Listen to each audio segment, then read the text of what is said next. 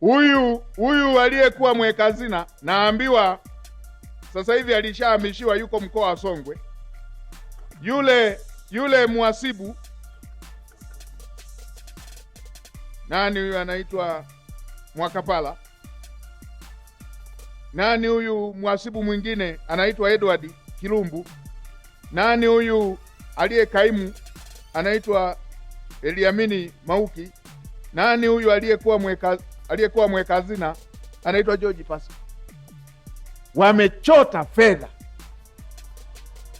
watafutwe, hata ambao walishahamishwa popote walipo, wakamatwe, wawekwe ndani.